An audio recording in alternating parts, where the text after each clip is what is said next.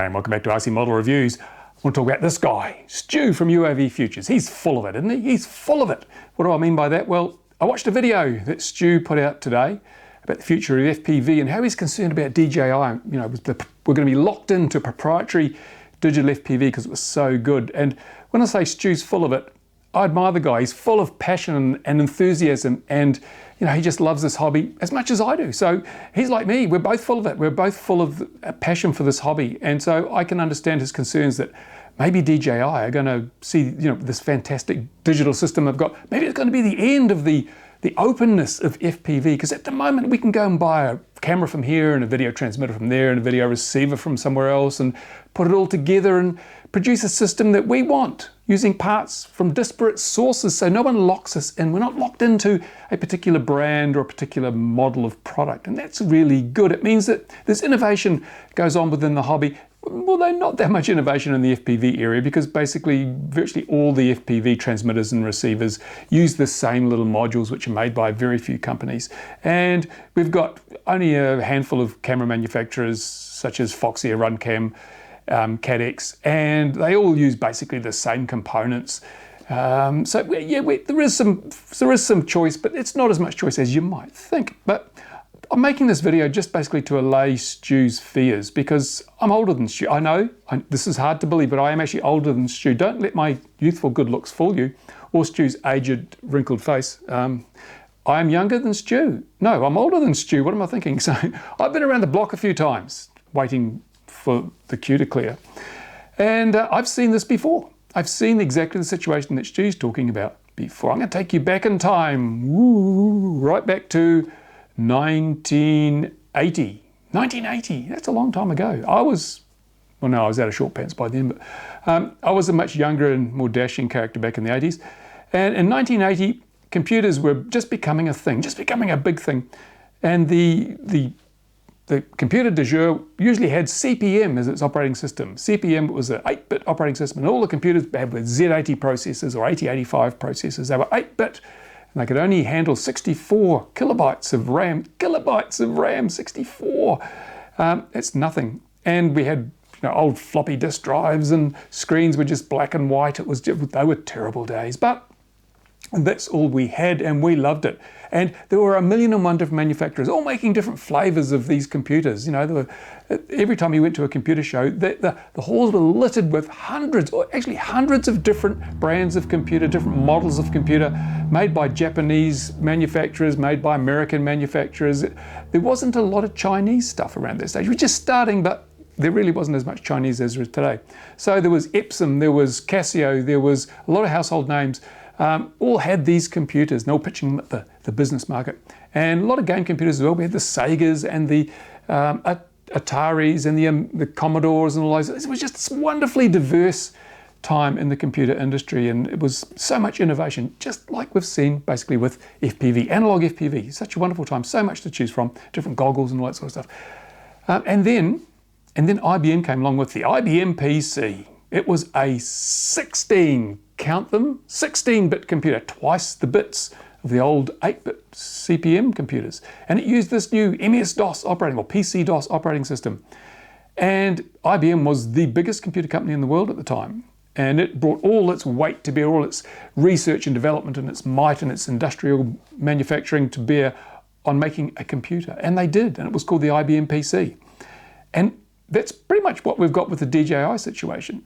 Suddenly, DJI has taken us from the era of simple, you know, basic analog FPV into the digital world with all its wonderful splendor and glory. The IBM PC took us from 64K bits of memory and 8 bits of processor to 640K bits of memory, 10 times more, and 16 bits of processor, twice as much. So it's kind of like that comparison. Now, when that happened, I watched very carefully because I was in the computer industry, and the IBM really did actually stall innovation for quite some time. But what happened was all the people that used to be making these 8-bit computers, or a lot of them, just made 16-bit computers. They just moved into the same market space. So we had a lot of IBM compatible computers and IBM clone computers. So actually it was a really good thing for the computer industry. Whereas before there was so much fragmentation and everything was different and there wasn't always compatibilities and things, once IBM set the standard, then suddenly we had the price falling like a brick. The price fell like a small windowless building, dropped out of an airplane, because there was so much of the same stuff, and the supply went up and the demand was there. So when you have a fixed demand and the supply goes up, the price drops. We all came out better off. Now I figured that's what's going to happen with the DJI. Now DJI is a closed system. We're not going to see DJI digital clones out there because they have their own silicon, they roll their own silicon.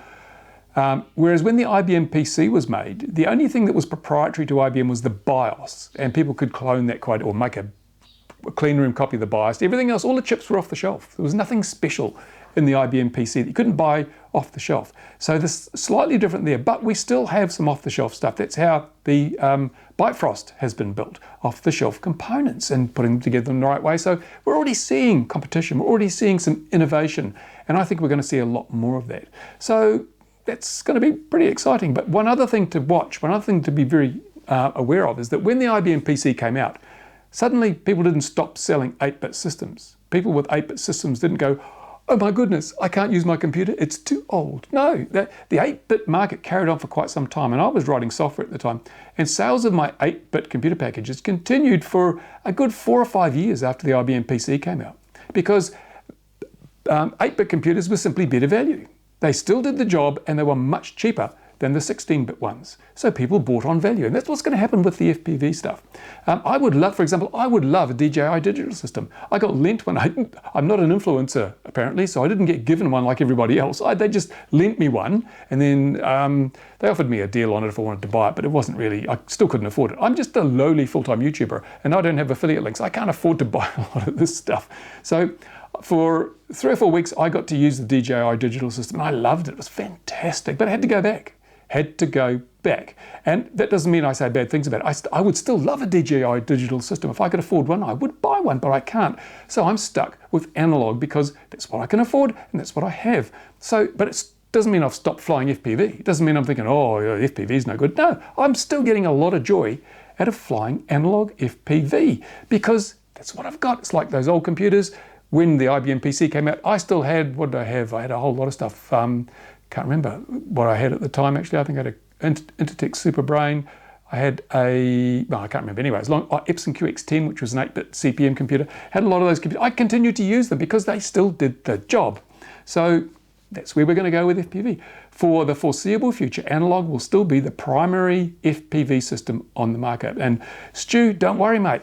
People are, there's not going to kill the hobby. It's only going to make the hobby better because now we've got more choice. We've got a choice of digital, we've got a choice of analog. In fact, we've got a choice of 2 digital systems. And if you want to see how the Bifrost system works, again, I'm not an influencer and I can't afford to buy one. So Joshua Bardwell put up a very good video this morning. I'll link to it in the description, as I will link to Stu's video. So you can go and have a look at both of them. And Joshua's had a look at the Bytefrost system, and it's pretty much as I thought it would be, to be totally honest. It is effectively a digitized analog system, which is kind of different to DJI's. It uses an analog camera, and it gives you the kind of picture you'd expect from a high-def analog camera rather than a pure digital camera.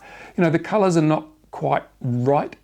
If you ask me, they kind of got a magenta tinge to them, and the contrast not very big, not as great as with digital. It's just kind of, it is, here's the DJI system, here's the Bytefrost, here's analog, right? So it's kind of sitting in the middle. And the way it handles breakup is very interesting. It handles it almost just exactly like analog. Basically, the picture, you get noise on the picture. The little individual square blocks of information that is sent in digital packets, some arrive, some don't. So you get little blocks of noise appearing in the picture. It breaks up very much like an analog system. So in that respect, you've got to ask, well, what are you gaining from the Bytefrost system? It has the same kind of breakup as the analog. In theory, in practice, effectively it's the same. It looks slightly different, but it works the same. So you're not getting the lovely soft degradation that DJI gives you. And it's not as sharper, clearer, high contrast picture as DJI.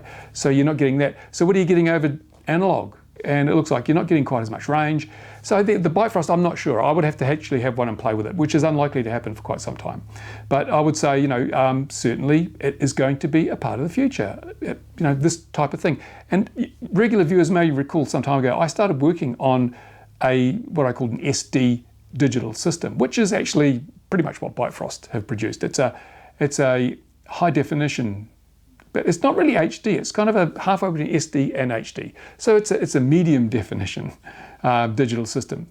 And then I've sort of taken a step back from that. I thought, yeah, you can do that, but digital imposes a lot of issues. It adds latency, and it makes it harder to do graceful degradation, and it adds a lot to the price. So I have another tack I might take on this one. I had shelved that because the components were too damn dear. You know, the component, the analog devices transceiver was $230 from Mouser, I think. Oh, so you know, it's just one chip, and you need one at each end. That's $460 just for 2 chips to make a digital system like that. So I thought, no, that's not going to fly.